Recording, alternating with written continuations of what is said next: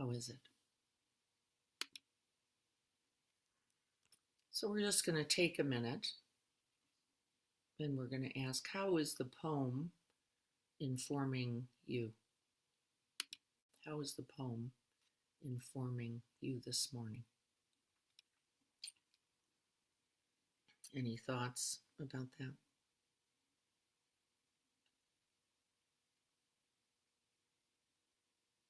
I'm feeling it all. Feeling it all? Yes, we are, aren't we? This is the practice, then, isn't it, of meditation live. This is our aliveness. We know it all. And we don't push or pull. We don't cherry pick. We don't go, but only this or only that. The fullness of being alive is, in fact, itself a meditation, isn't it? This actually being fully here with everything is, in fact, then, we're going to go on to talk about this morning, the potential for our greatest happiness.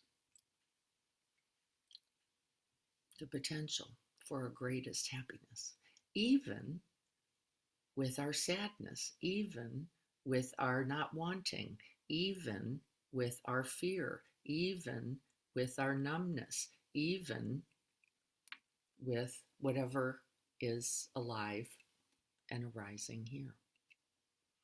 One of our mistaken beliefs, then, isn't it, is that happiness means we are always joy filled.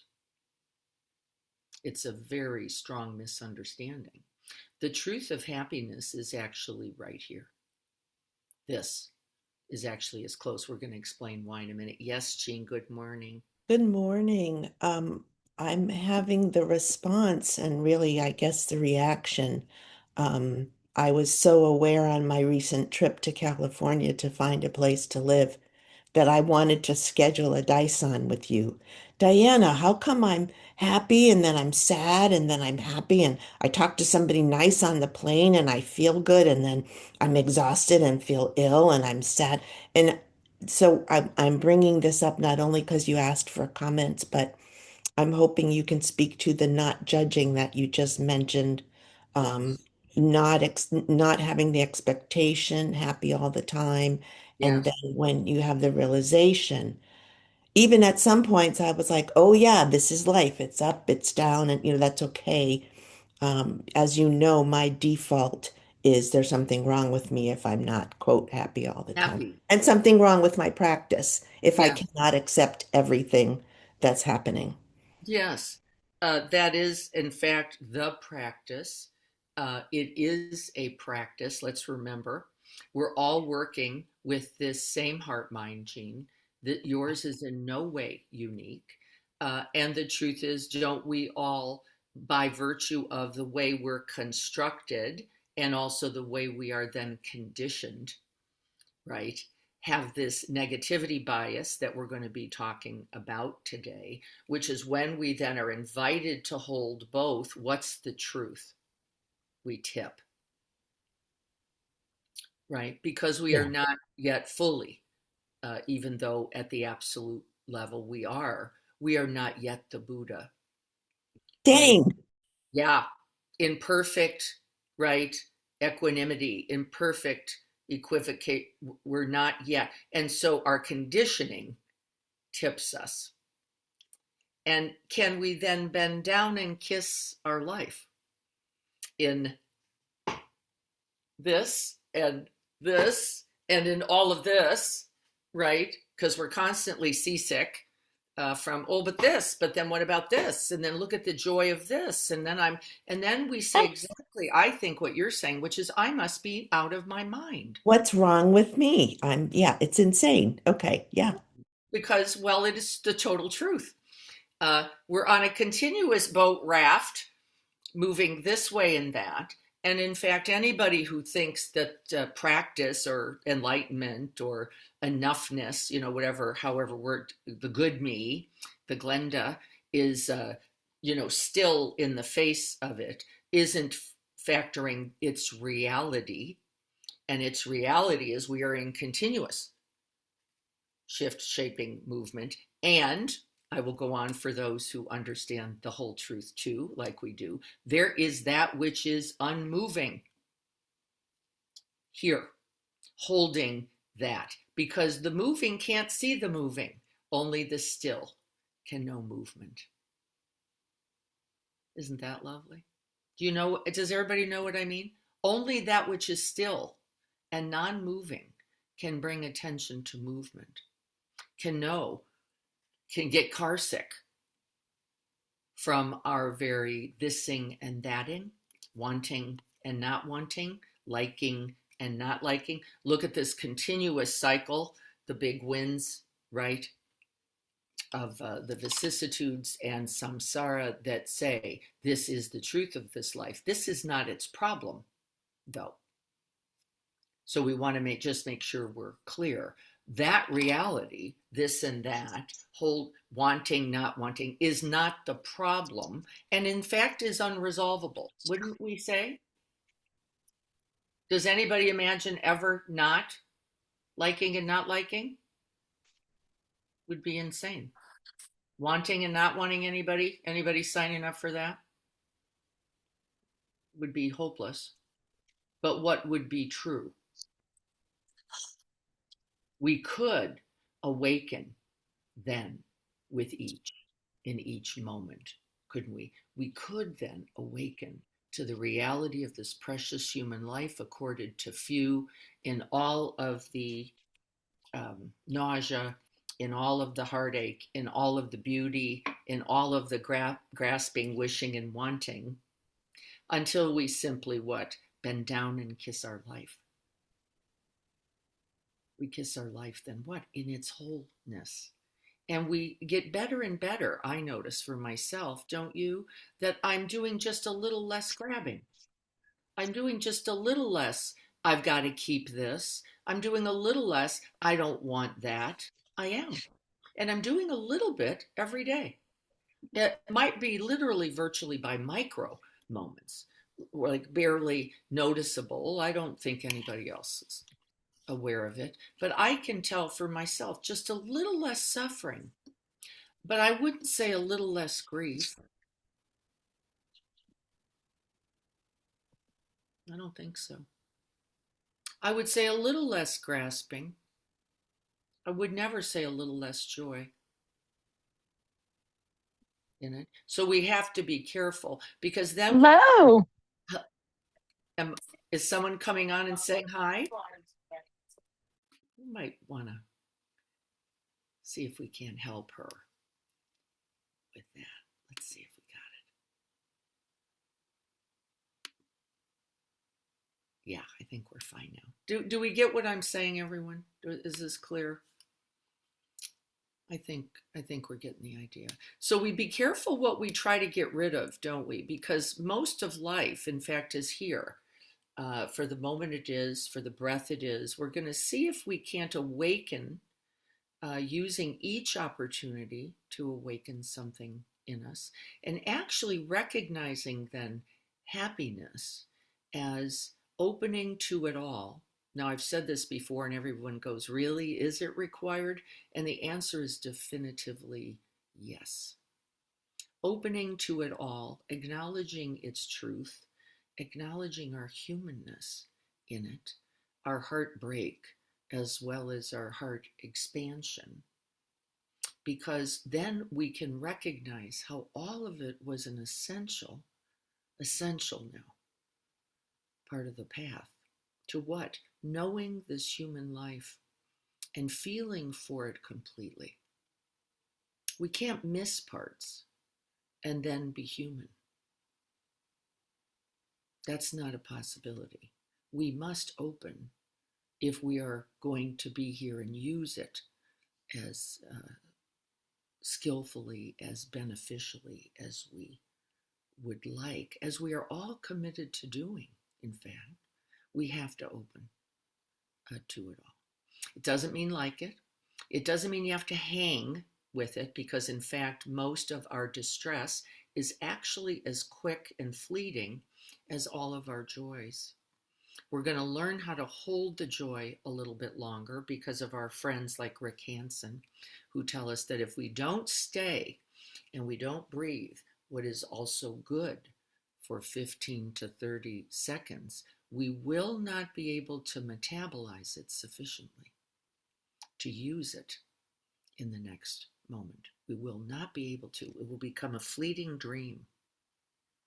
And then just here and gone. And then, of course, we get heartburn because then we've got to go get more and then go get more. And then we see we have eaten the whole cake because we have not been present for any of it. Isn't it? So that's when I was doing the second arrow, and I could see that I'm doing the second arrow, and then I didn't go beyond that. I Yeah. think what you're saying is, and then you see it, and then you allow it, And then and can feel for yourself. And yeah, all of us, Jean, who are eating the whole cake and getting sick from it, yeah. can you feel for us all? And the answer is you can. You can. And can you feel for us all who's running the other way? Who doesn't want this moment? Who doesn't want it with this loss? Who doesn't want it with the reality that we also open to every moment, which is those 10,000 joys and those 10,000 sorrows? And And we can't just lean to either side for the really to get the message, the path, and the beauty of the whole of this life. Your life cannot bow down and kiss half of it. everybody I met was teaching me that. The Yeah. woman next to me on the plane was dealing with breast cancer. Another plane mate on a different leg had a bipolar adult daughter who just had a baby. And I was sitting there going, "See, Jean, I could feel for them. I'm working on feeling for me." Just remember, me too, Thank you. me too. And then if it's me, you too. If you're leaning in any of those directions, what do? We simply open the rest of the heart, which we believe we do not have the capacity to hold. We do, and it's not true, Jean. It might mean you're going to cry. I had a brief conversation with Dia. I don't think Dia's on this morning, is she? I had a brief conversation with Dia and Jessica and Denise Funfar have been invited as the young goddesses to offer a little something during the retreat. And Dia called me and she said, "I just don't know. I just don't know." And I was like, "This is interesting. You know, Dia's pretty solid character, both as a practitioner, as a teacher." I was like, "Oh, this is, and what could be happening?" And she said, "Well, 12-year-old was hit on an e-bike yesterday and is in critical condition and is currently placed in a coma." And I can feel my voice get shaky then and now.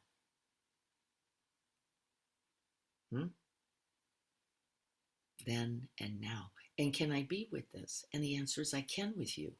And you can with me because you're holding me too. This isn't a single experience, is it? This isn't just me. This is those parents and those friends and that driver and Dia's team and the staff there. And we just go on endlessly and we hold it all. And because we can remember that this is not just mine, this fear, this terror, or this grief, I can bear it.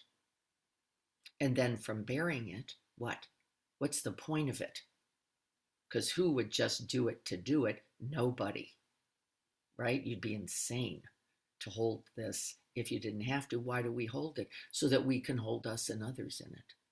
So that we can all go on with the day, right? That we can remember the flowers blooming also, not right now, Jean, though, right? We said we can't paste it on. That's just bypassing. And they're here. And then with enough metabolizing, breathing, holding, wishing, blessing, we just keep opening, right? We keep opening. How do we begin? Well, I can just feel the tear in my right eye. Can I breathe that? Well, I can. It's workable, isn't it? It's available. It's present. I don't have to go on to imagine, do I? Anything, because I cannot know it. And in fact, it's one of our bypassing errors, isn't it? What about this? What about that? What do we do? I went right into that yesterday. Like, well, what do we do? Is there a thing we can do? Is there a thing we can send? Is there a, how do we hold this? But oops, not yet. Not yet. Not before I let that tear fall from that right eye. Holding that completely. And then we go, happiness, where is that? It's right here. It's right here, though. It is, because if I can hold this, I can hold you with breast cancer, with a bipolar daughter, with a son who's died, with another child who has autism, with somebody not having contact with their children, with a peach tree that might have a fungus, with, right? And then it doesn't matter, because what are we cultivating? Capacity, aren't we? We're cultivating capacity together to hold this whole thing. And then we don't go, I must be failed and fucked up, do we? We go, oh no, the truth of this human life, the truth of it, and it's 10,000 infinite joys and sorrows. And the research says, and you are happier.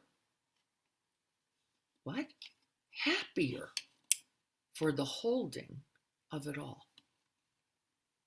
Why would you suppose? Because we have a very hard time with this. You're happier for the capacity now to hold it all. What do you think? Why? Come on and say something or write and chant. The whole of this life.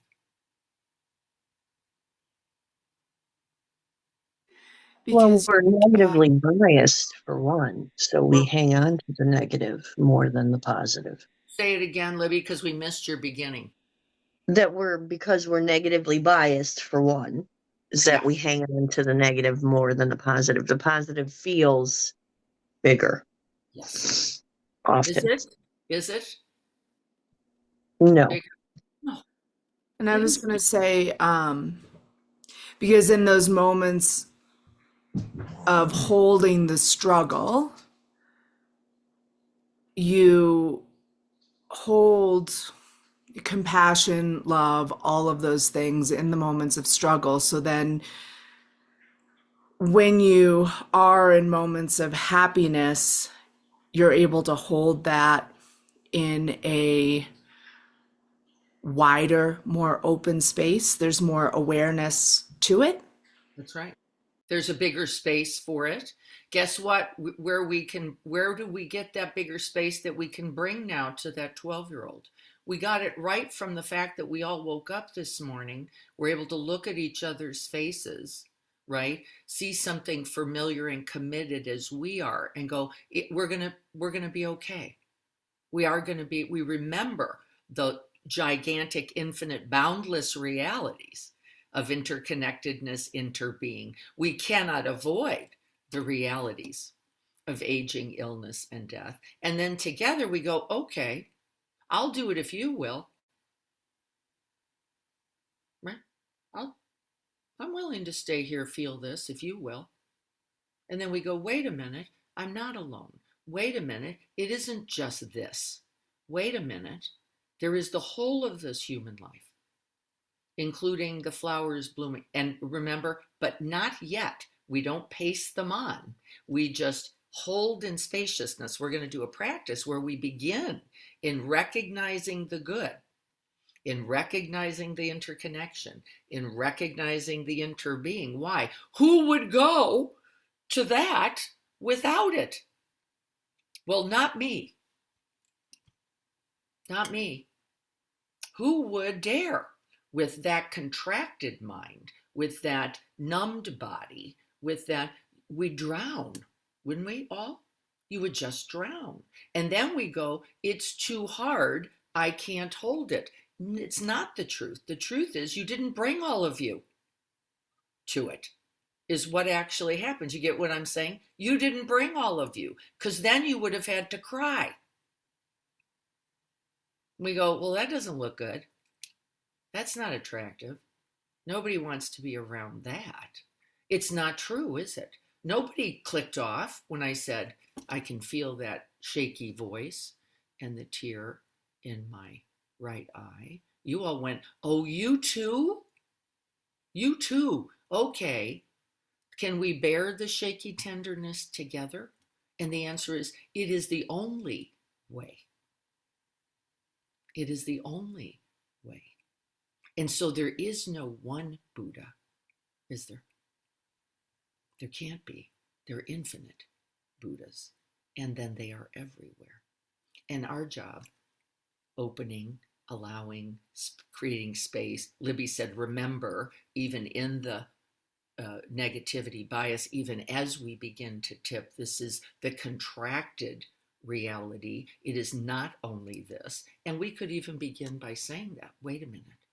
This too is the Zen phrase. This too, not only, this too is this human life. All right, so we get this so well. We're going to be calling and dedicating our practice today to Dia and to all those who are holding those children and that child and that family and those parents and that driver. And that driver, right? Because that's the whole of it. And of course, those witnesses, we could go on endlessly, couldn't we? And then we could get to where? We could get right to us, couldn't we? And then we'll feel for us too. People who are just hearing about it, who can feel powerless or insignificant or not enough in the face of it. And then remember that it is not true. That just the holding them is also enough. Even when we don't know the name and we're not going to take a particular action just yet. So the first Dharma seal, we've talked about the 4 Dharma seals. I just want to review this for a brief moment, is that all conditioned things are impermanent. Remember that? All conditions, one of the essential Dharma seals, Dharma truths, all conditioned things are impermanent. And it says it is wise to begin the day recollecting this reality so that we hold everything as precious, because it is all so fleeting. Not just the beautiful flower, but this poignancy of grief. And the grief for a child we do not know.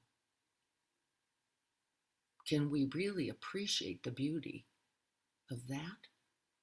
Grief for a child you do not know. And the answer is we can. And we can abide the shaky tenderness, can't we? We can abide the whole of the body. I'm noticing, gosh, I'm already starting to tighten parts. And can I let the truth of that? I don't want this. And can I let the truth of that mind be so? I don't want this. I don't want this for that child. I don't want this for this. And then the point was, wait a minute, you said gratitude and happiness. How did we get over here, folks? Because this is the path to it. Because guess what? I'm going to walk out of here at 8:30 and hug a 90-year-old woman who's here, who's well, who's walking. Can I open to include that reality, not just this piece, but the whole fabric? And the answer is yes, this too, and then this too, and then this too. And we have to stay, what? Present and awake to it all. Because what did Libby say? Well, we're already, by virtue of this brainstem, starting to contract around this is horrible. This is it. This is all there is. There is no more. There is no, right? And that is not accurate either. Do we get to recognize it? Absolutely. It would be valuable in our practice if we could.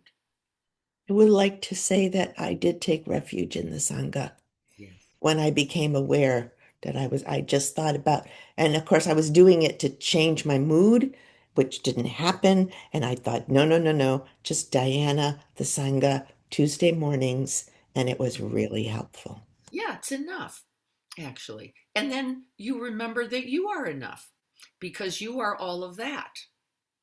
You are all of that because without you, there isn't one, also. And not only, by the way, not just not a Sangha, there's not a Diana. And we forget that too, right? And then what? Not only not a Diana, well, not that 12-year-old that we're going to dedicate our merits to. There couldn't be him either in all of the circumstances and situations we're in. And so the number one thing to understand is happiness does not come only from pointing towards the good, though we can use soaking in the good, as Rick Hansen says, as a balance and a ballast for the whole of experience, which is in fact the path to true, abiding, unconditioned. Now, folks, here's all the words we know from the Dharma. Unconditioned happiness. The happiness where I can smile even now, knowing what? The beauty of this precious human life accorded to few. 12 years or 90, right? 12 years or 90. What is present there? Love, compassion, care, interconnection, interbeing, isn't it? With bipolar daughter, with a bipolar son, with it's all right really here. And the truth is what? Well, we have limited attention capacities, so we tend to pick them one at a time. Not a problem, really, because I want you to feel this fully, because I want you to see how really in the holding of the whole thing, we are bigger, better, more connected, more real, more human, and then more what? Open-hearted. This is radical. This is radical. We have believed, as I have believed, that the best way to do this is to cherry pick the good stuff and hang on as tight as I could. Cherry pick the good and then hang on for all. And, just focus there, remember this, hold on to this. This is not the path. It is not the path. Does it mean that you have to open to the whole of everything? The answer is actually no. Why? I may not be capable yet. I may not be capable. But then what can I do? I can really, in the practice, we're going to go peek,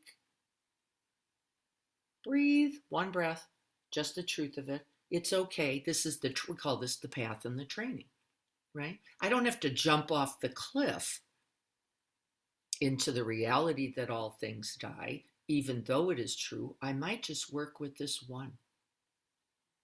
Maybe this is the right path and right inward measure, which is the definition, as we know, of meditation, right inward measure.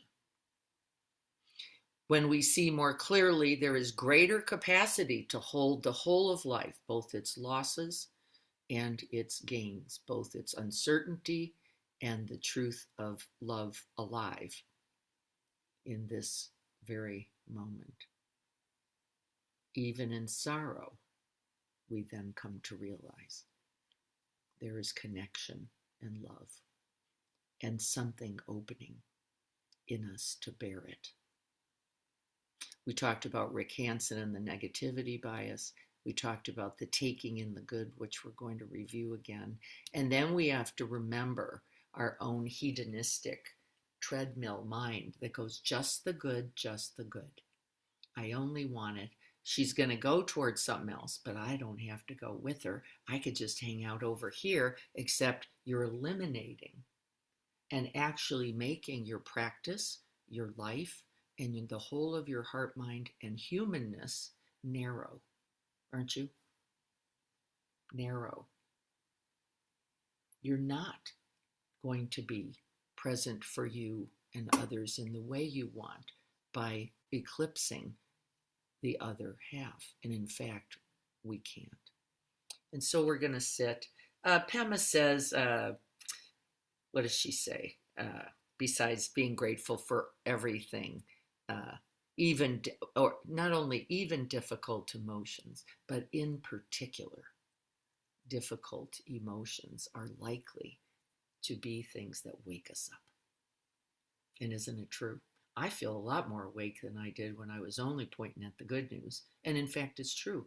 The whole of this mind is more available. It's actually neuroscience true. The whole of this heart, both the part that breaks open and the part that radiates open, is more available, more present, more here. This body, both its aches and its beauty, more available, more present, more true. And then the truth is we can use everything. We can use everything. And this moment is only lived as we know. I wanted to say that recently, with practicing gratefulness, even for the difficult, that is really starting to change things up for me. That's right. To see a situation that's difficult for me, stand back from it and say, well, how can I turn this around for a teaching moment? What's this trying to teach me here? And it's usually the answer is some sort of spiritual growth. Yeah. That I will peel another onion, a layer of the onion off and understand a little better Yeah. on how to, what awareness actually is. Yeah. And how to, having trained my mind better, how to overcome my emotions and see the bigger picture. Yeah. And then That stay present for you and others. Now we're here for it all. And now you're a resource, Renee, whether you meant to be or not. You are now actually a resource, because if I can be with this, I, by my very breathing, being, witnessing, staying, am a resource not only to me, but also start there, but now me and others. And we have to start being there. How there is good in it all, because it is true, right? There's good in it all. How do we know? Because it is true. And we know that the neuroscience says to be with all things as they are is the beginning of working with, being with them, and cultivating what? Wisdom, minimum wisdom, compassion, loving kindness. We can't get them, isn't it crazy, from just hanging out in all the goodness, which is why all those beautiful people in Rancho Santa Fe with all those things are the most difficult, the most miserable, because they're the most brittle. They can't be in life or with life in any way, or with themselves, really, and then with others beyond, right? And so the holding of joy and sorrow together, as Jane invites us, does not deny suffering, neither does it wallow in it. There is happiness here in every moment. And it allows us to be a complete part of life. No grasping, no clinging. And so as we move towards the retreat, we're going to remember the truth of both interconnection, interbeing together. And then we're going to practice. Can we be with this life then as it is? At least to begin. Not from a place of perfection, because we aren't going to get it right. But we are going to show up. And that's the right beginning. And then, as Renee just said, I begin to notice that I can bear it and be with it and hold it and breathe it. And that my heart does not contract then in the face of it, though it might break open. But it doesn't contract. It might break open. Okay. Let's practice together then. Getting your posture settled. Finding some way to be in this body. Receiving life as it is. Can I just be here? And the answer is maybe, maybe not. But even in this, I can bring attention, awareness and a willingness, which I think is what the practice actually is. Can I bring a willingness? And then may this practice be for the benefit of all beings. May happiness be known not as something we hold on to, but as something that arises and appears and flows through us, making us better, bigger, more loving, more kind, more wise. And may whatever goodness we touch today, may it be here to benefit all beings everywhere, without exception.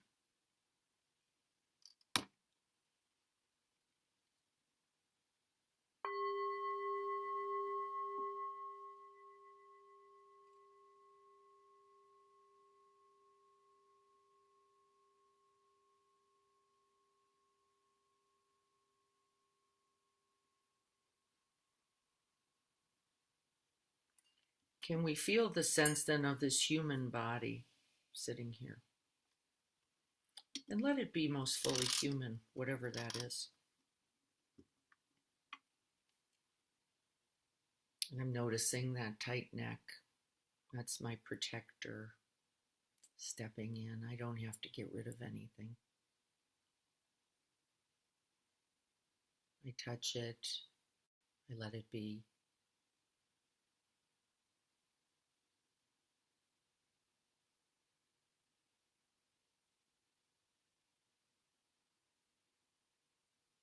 And we let the metronome of the present moment bide. We just notice the breath moving in and out of the body.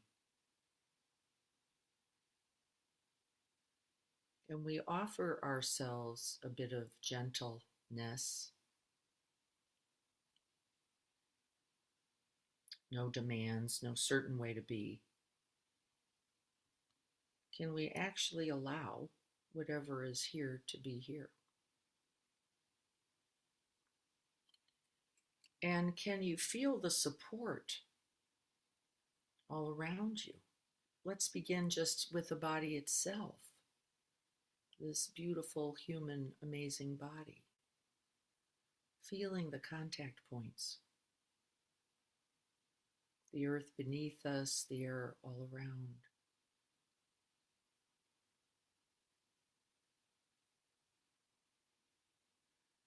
And the uprightness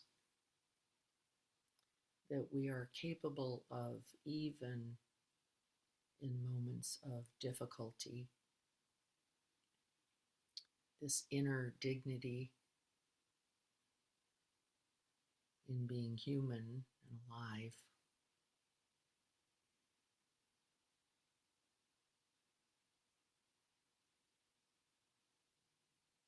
And then we can allow even that shaky tenderness that Trungpa talks about, the shaky tenderness that is the certainty that we are alive. This is the reality of our conditioned existence. We cannot wash it off. And so we breathe with, be with, and smile at the reality of this precious and vulnerable life.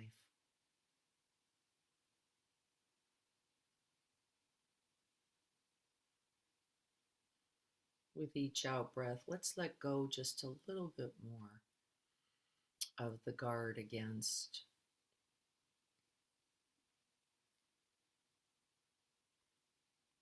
allowing the wave, the reality. I was happy, and then I wasn't.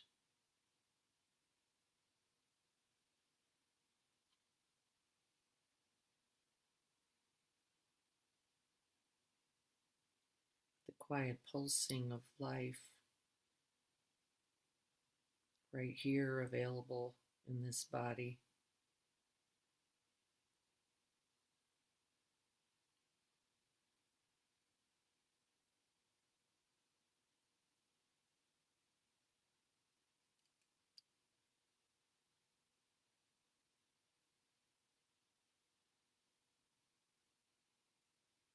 And then we let whatever is true be true.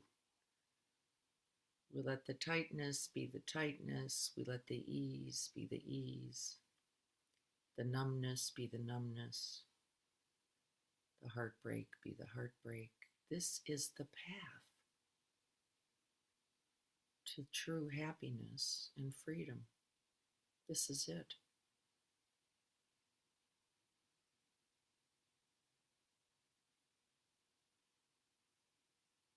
We breathe it in as fully as we can. We make contact with whatever is arising here, now, and then we let it go,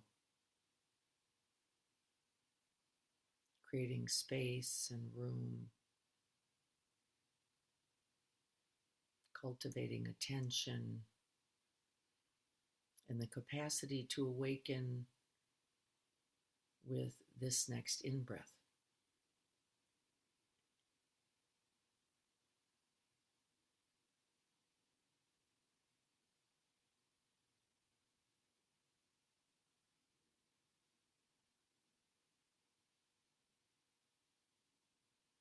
And you may like the in-breath or the out-breath or not. This is just a part of the conditioned reality. But there is that which is abiding it all.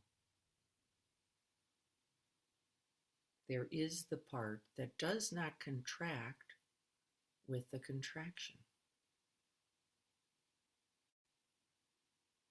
but that is still and stable and ever present and always open.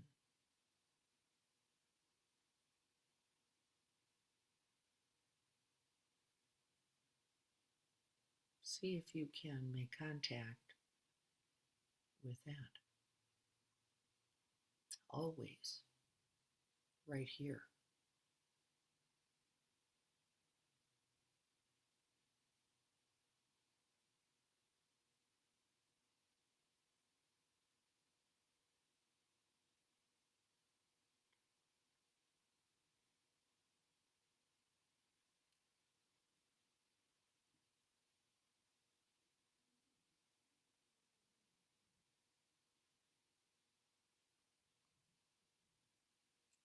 It was like this.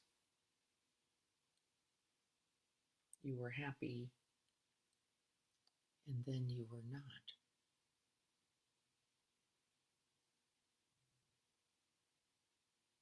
There was the in-breath, and then the out-breath.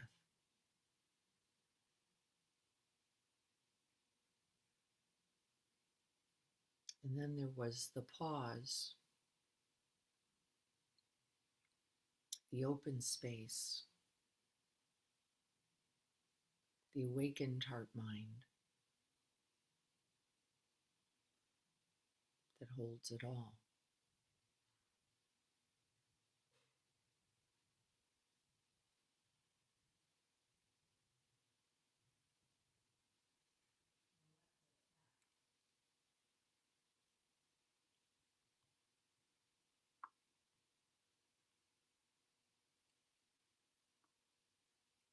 And then there was sound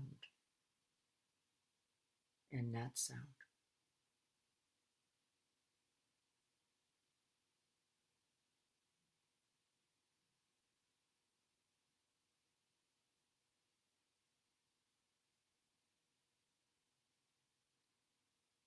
And then there were moments of ease and moments of difficulty.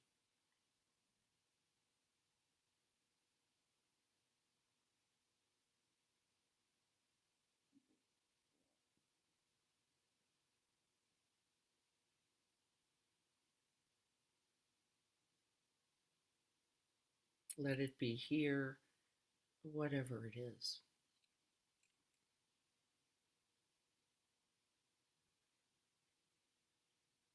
There is this capacity right here in us all to hold and to awaken with whatever is arising.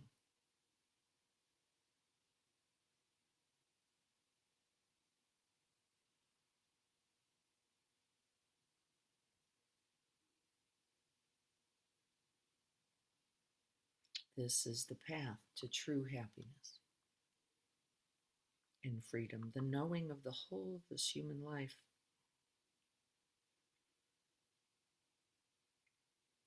The part of the awakened heart mind that holds ease and dis-ease with equanimity, holds the in-breath and the out-breath, present to it all.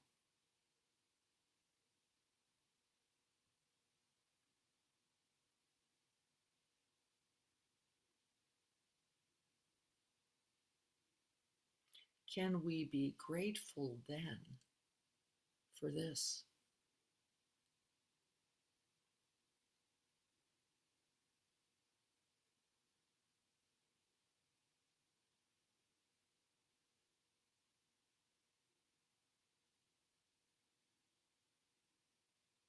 This real life, this present moment, and the capacity to hold it all.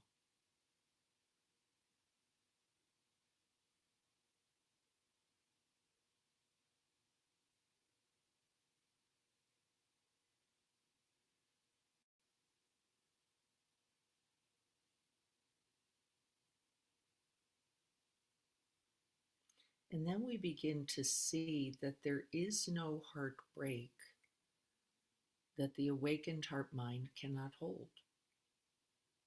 We are capable of this.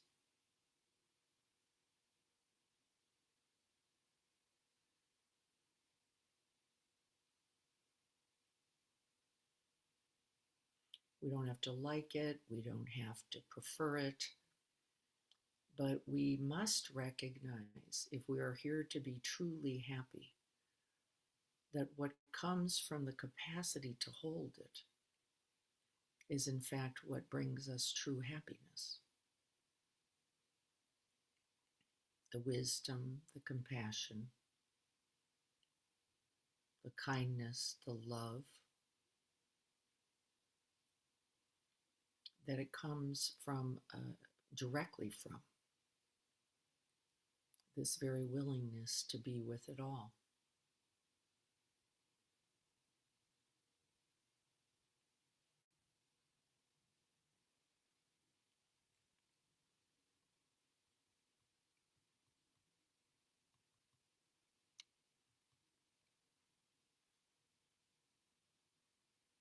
See if you can soften into it, receiving it, breathing it, letting it register in the whole of the body and mind.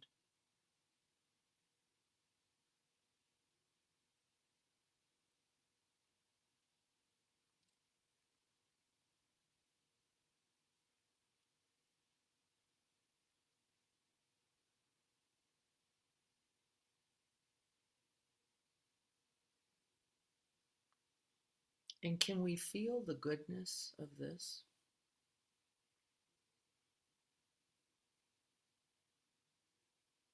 The good that is always here?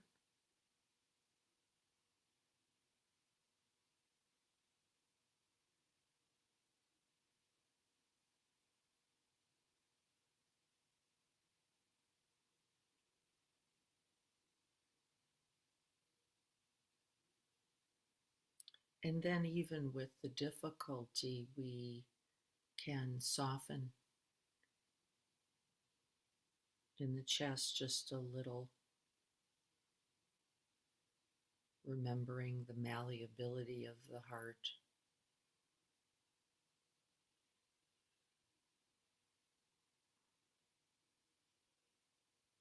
We feel the warmth of the body.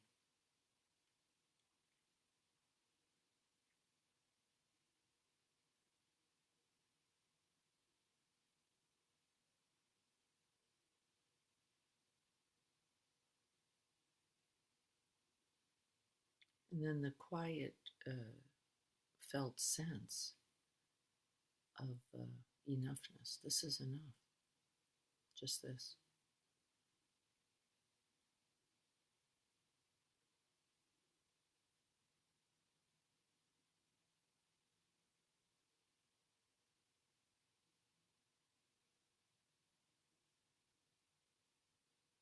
Happiness comes and happiness goes.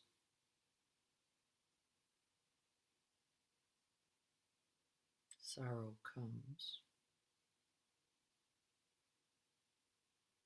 and sorrow goes.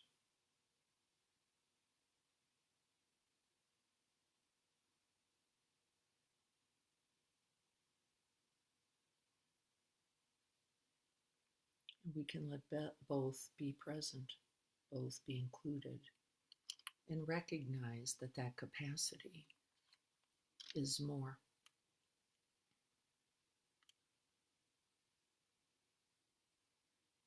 There's no need to choose, there's no need to pick, there's nothing to fix.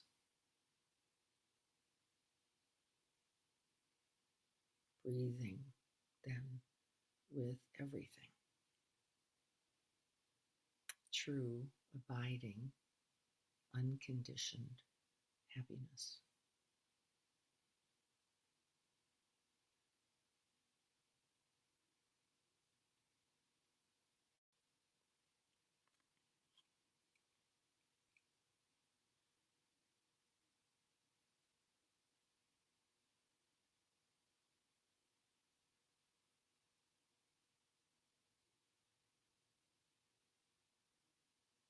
Grateful for this capacity to be with ourselves and then each other with it all.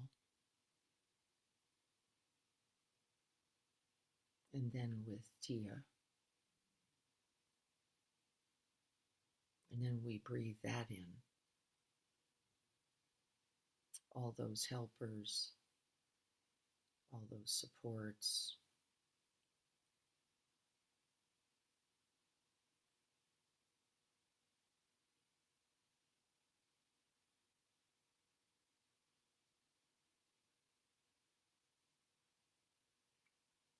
And we feel that real and genuine wish for the end of suffering. And by the very wish, we have become a part of its reality. Because what? We're holding it too.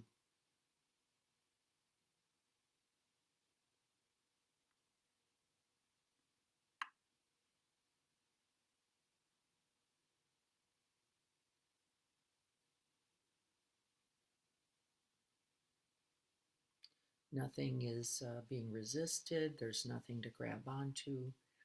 There is just this acknowledgement. The good helpers, the good people, the refuge of the Sangha, holding all sorrows, all grief, all confusion, every moment. And then we just come back to this breath. This one.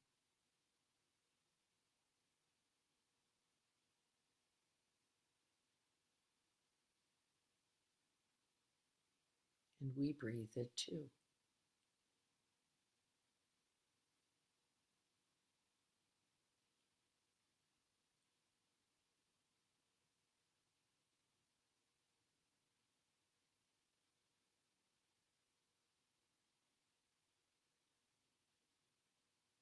And then we let the heart expand as it will in its own time. I'm not going to offer instructions here because you already have the lesson plan. Where does the heart mind go? Maybe to the young boy, maybe to the driver, maybe to the parents, maybe to your own heart.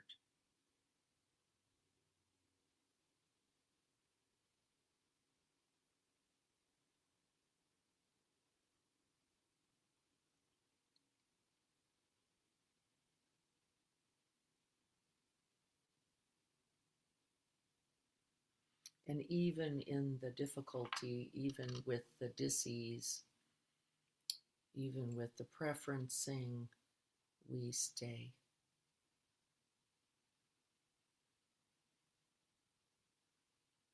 And I really want you to feel into the truth of that. We stay right here.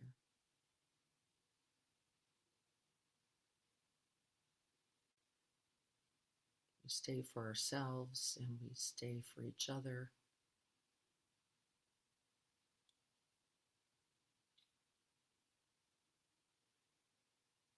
And we send blessings and wishes for ease and well-being.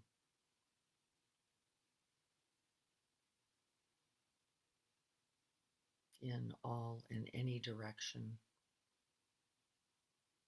And this is love.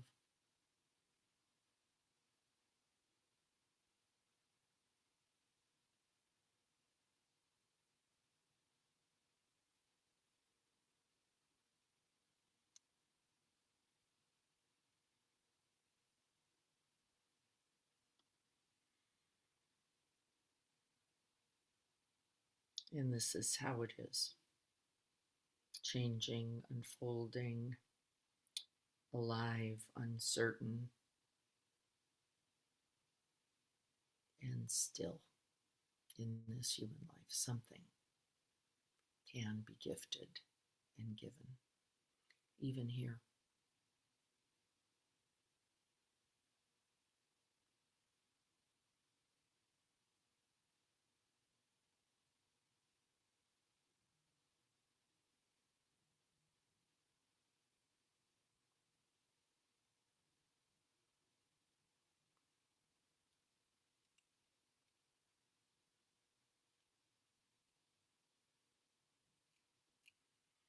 It was like this. You were happy, then you were sad, then happy again, then not.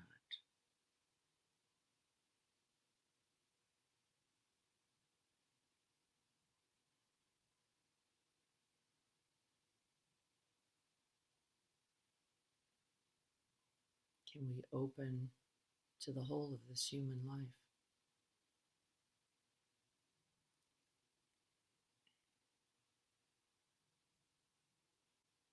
Unconditioned presence.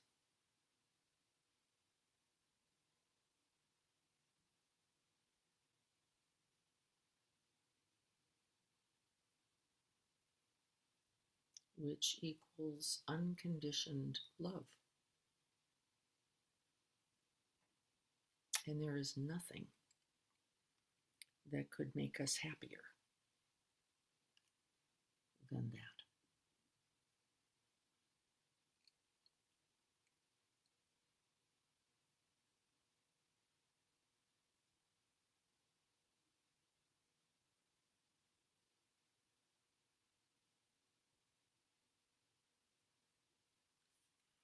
And may we dedicate this practice to this young 12-year-old Mark, to his parents, to his family, to his friends, to the driver, to all those who are here to help, to all of us who will be abiding here, wishing for ease and well-being.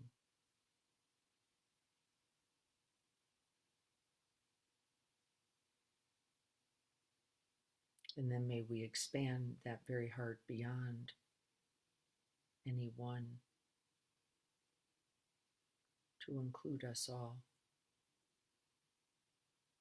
May we all be happy, truly happy.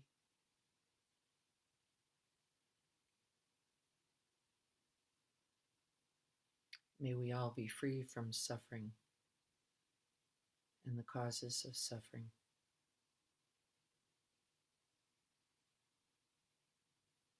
May we be grateful, rejoice, and be glad at the amazing and most precious gift of this human life. And wish this good fortune and all of its blessings to all beings.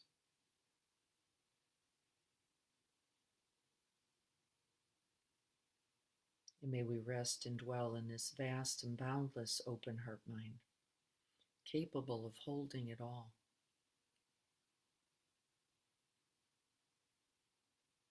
With wisdom, with compassion, with love, with care.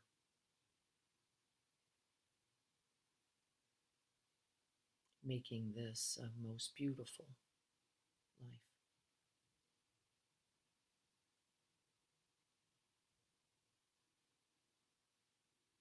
May our practice today continue, and may it contribute until all beings are awakened and free.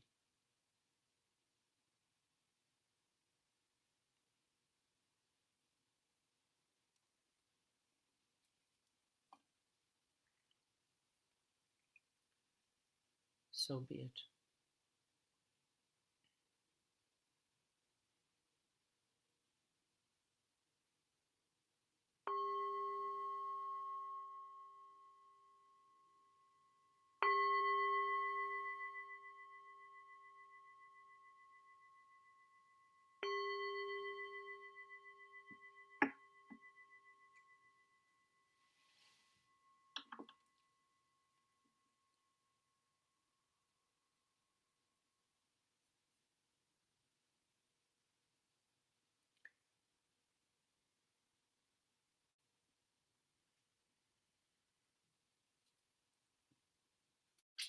So let's redefine happiness.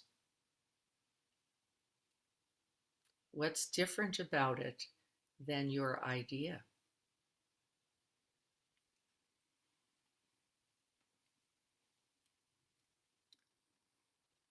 The ups and downs. Are a part of it. I think it's more of an equanimous state. An abiding state.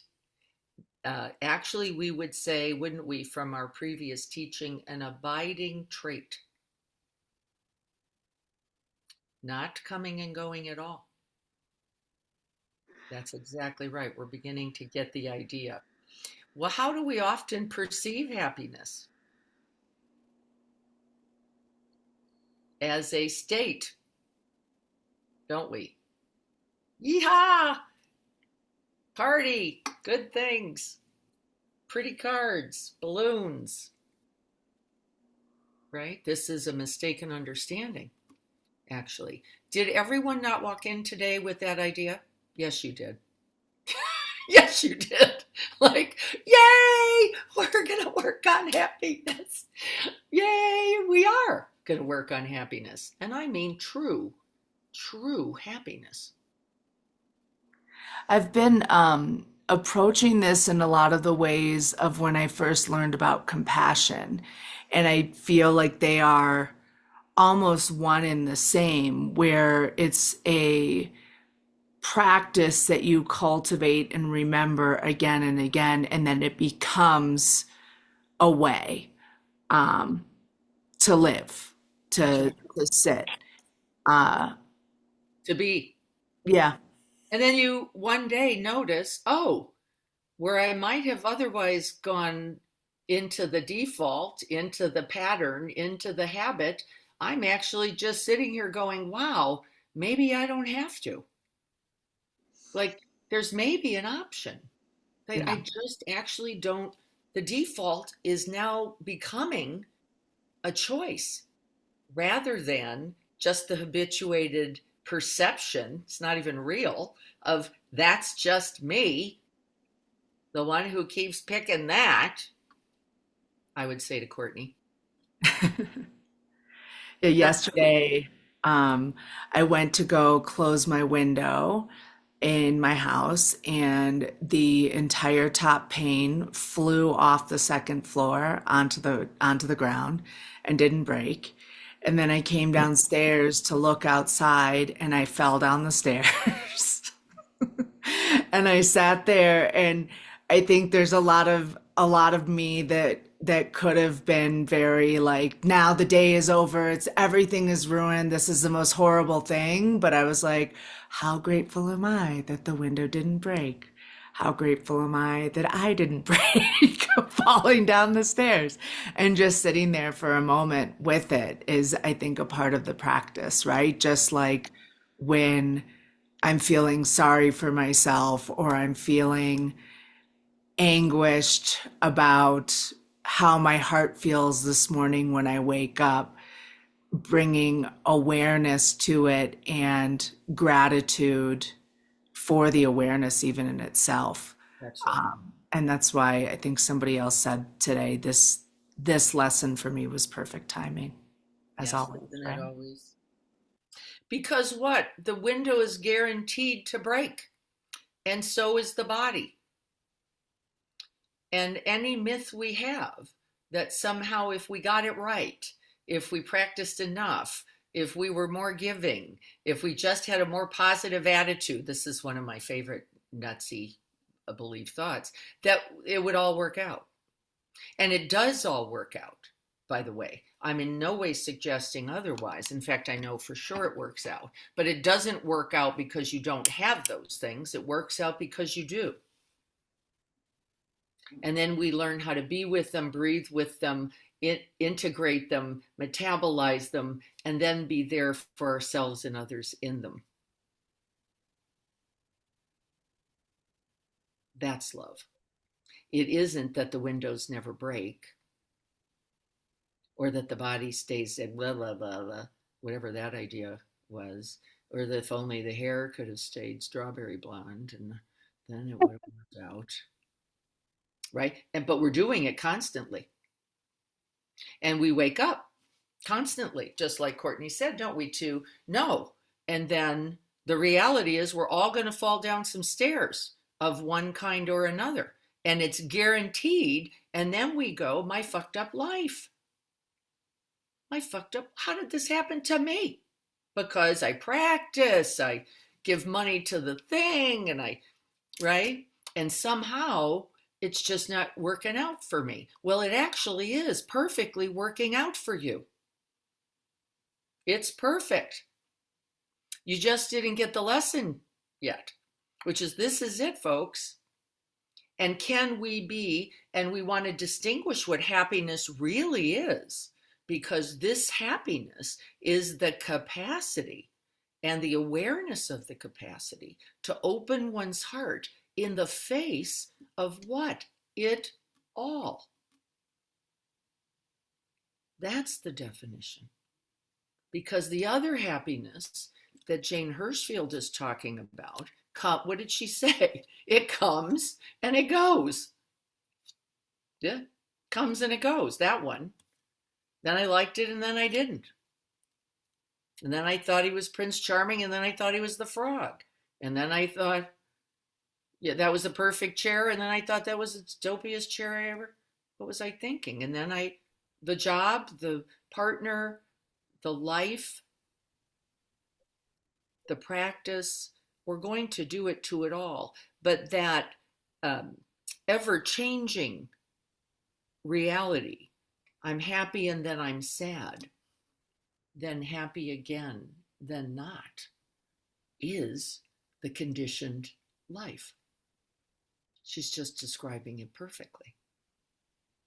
And then, can my life bow down and kiss my life as perfect? And then, what was our Saturday's teaching? Can we begin to become grateful for everything?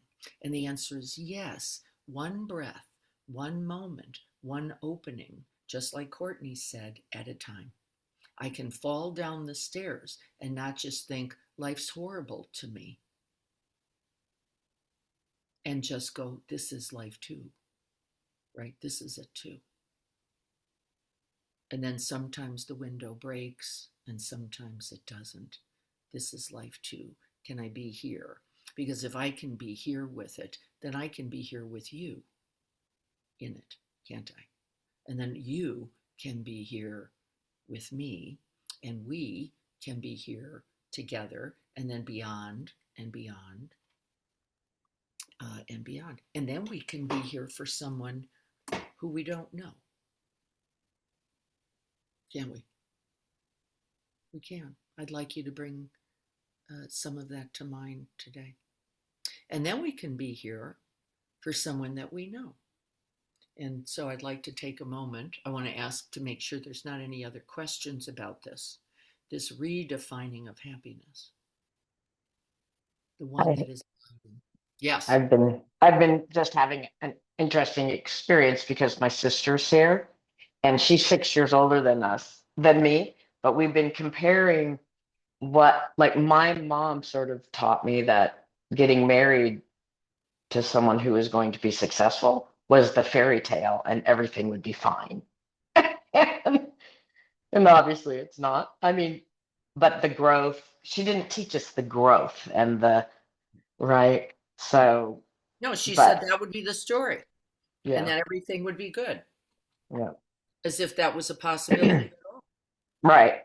And then I have a 99-year-old uncle who just fell and he's in a brace and he broke some ribs and he fractured a vertebrae.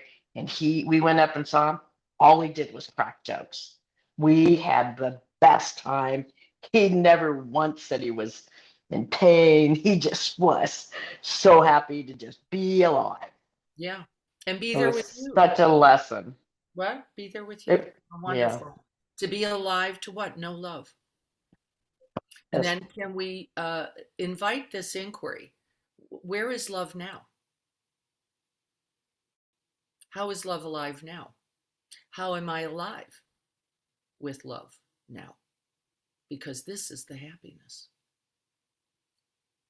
Keep asking, because every moment of that is the good news. Even when we're loving another who is in grief or staying with ourselves who is in it, there is the truth of the happiness of that. We do not have to bear this life alone. We get to be with others in it, even though we're guaranteed, right? We're guaranteed the broken window, the broken body. That's the part we aren't going to get out of. And at 99, look, there you are. You can go, I'm just happy to be alive and know love like this. And that'll be the practice. So, where is love now? How is it alive now? How is it alive in me now? Or am I spending my time trying to organize life so that I can open to it? Because that's going to be a solid waste of time. You are not going to be able to arrange the chairs correctly enough. It has seemed to me that I've spent so much time looking at all my fears, being enveloped by my fears and allowing that when I clear that away, I can start to see the love that's already there.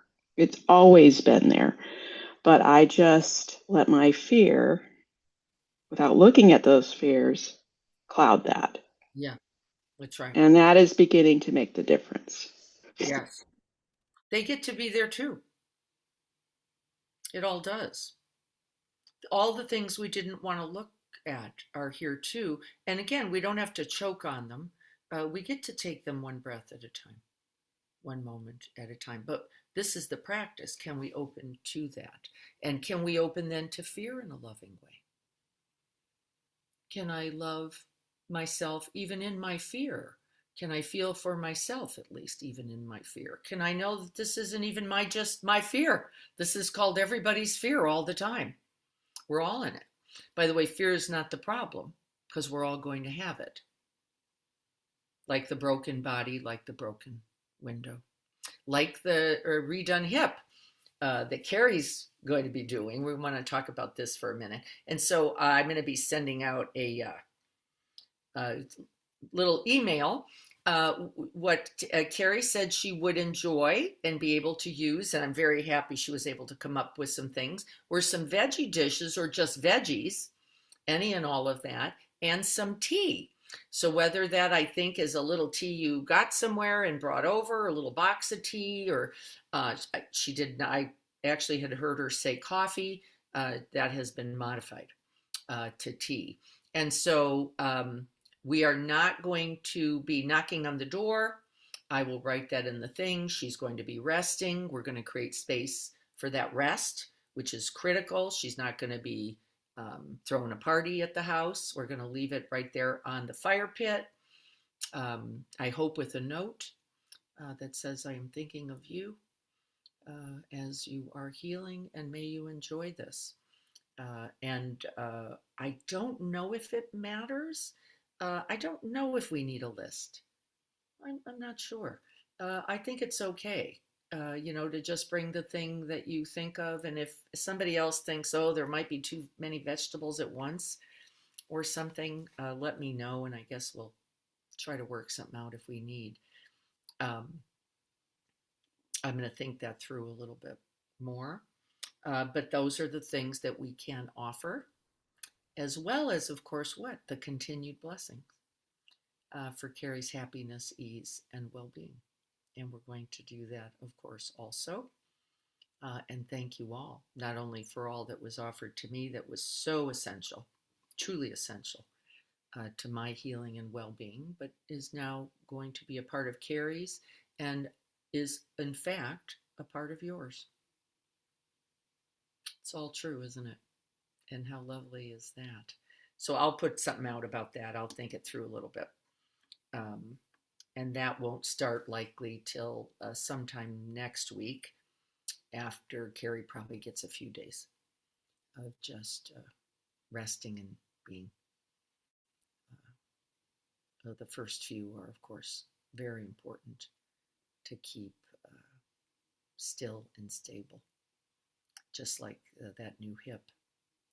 So I think we're already at 8:30. If there isn't anything imminent, we do have, just to say, I'll write something about this too. We have St. Andrew's next Tuesday, which happens to be Carrie's hip day, is also going to, Lisa will go and contribute. So think about a contribution you would like to make to EMC, who goes to purchase things for St. Andrew's next Tuesday, and then Carrie, and then that Thursday, the 14th, is our North County San Diego Food Bank warehouse, and then the following Thursday is Philabelly. So we've got a lot coming up this week. Joyous, joyous, joyous endeavors. Thank you all so much for that. And let's get ready for the Bodhisattva prayer. It was like this, and then it was like that. And in it all, I remained. In it all, I remained. Open-hearted. So bringing our hands to our hearts and together in whatever way is most right for you. And then we make contact with that bodhicitta heart, the one that says yes, yes, yes to it all and to each other. And then we begin. May I be a guard for those who need protection, a guide for those on the path, a boat, a raft, a bridge for those who wish to cross the flood. May I be a lamp in the darkness, a resting place for the weary, a healing medicine for all who are sick, a vase of plenty, a tree of miracles. And for the boundless multitudes of living beings, may I bring sustenance and awakening, enduring like the earth and the sky, until all beings are freed from sorrow and all are awakened. Can you feel the happiness in this?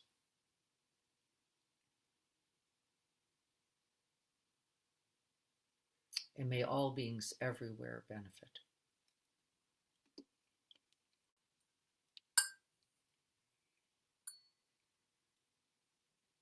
So be it.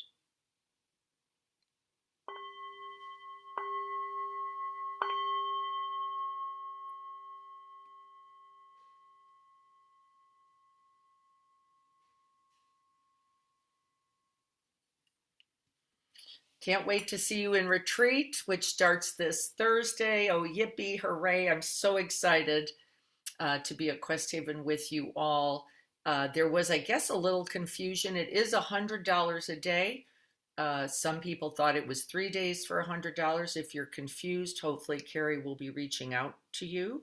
If you need some support or financial support in that, please let Carrie know. And if you don't know how to get to Carrie, let me know. And then we'll make sure that happens. I'm looking forward to seeing you all. Hooray. And Jean, you'll be here soon. Oh, wonderful. Get to see Courtney also in June. So it's good to have the family together. Thank you all. Be well, everyone.